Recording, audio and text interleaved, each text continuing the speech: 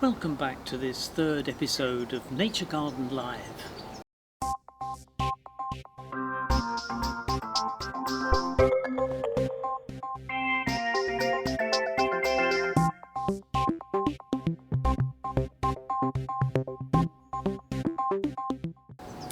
Well, it's the end of August now, and you can see behind me that the meadow has grass in it that's not quite as high as an elephant's eye, but it has matured. I'm surrounded by green in all its various shades and thick growth both around the pond and the shrubbery at the bottom of the garden. But to some extent nature is beginning to look a little bit tired.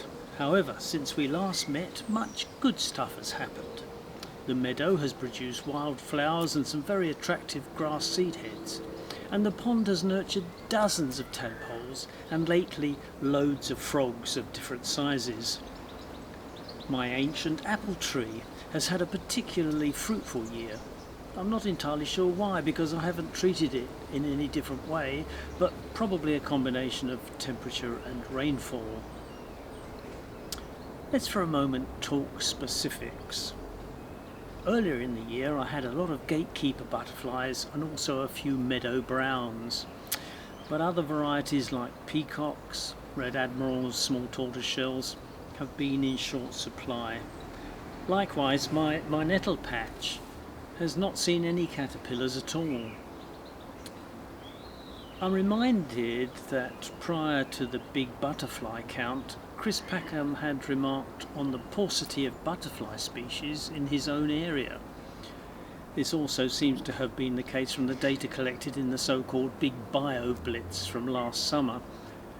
For me, the biggest negative difference this year has been that I've only seen 2 broad-bodied chasers and 2 red damselflies around my pond. Very different from the previous years. So this has led me to look more closely at what I do have around the garden.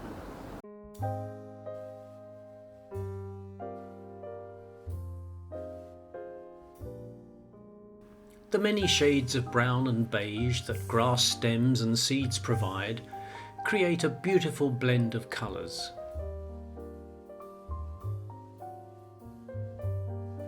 The detail of the seed heads both on grass and wildflowers is revealed only with closer inspection.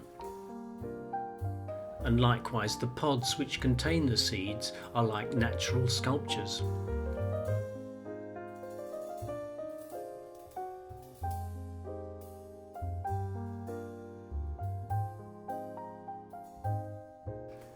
Many plant varieties have really delicate seeding structures that appear after their colours and flowers have disappeared. This detail is particularly noticeable in the pistil and stamens of the poppy flower. Many insects are so small that only close inspection will give you any idea of the real nature of their often hidden world.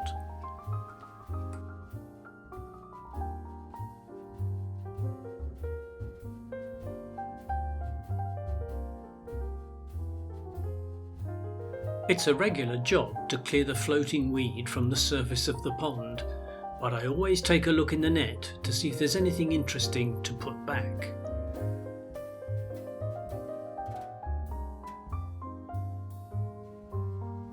Earlier, I touched on the fact that gatekeeper butterflies were the exception to the scarcity of butterflies in general, and this pretty small species was in good supply earlier in the year.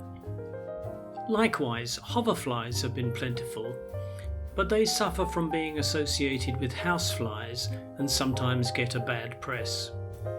They are very colourful and will often let you approach quite closely as they hover or feed. Well, thanks for sticking around to the end of this episode. I think it's been quite a good year, really, for nature in the garden. In the Twitter sphere, lots of people have been letting their gardens grow more naturally and producing wildflower meadows at home. And councils too have taken this whole process to heart in letting road verges grow a little bit more without having them cut back just to look tidy. Well, The next time we meet, it'll be the autumn, and I'll be showing you more of what's happening in my nature garden. Perhaps we might have a spider fest for garden spiders, but I look forward to seeing you in the next episode. Bye for now.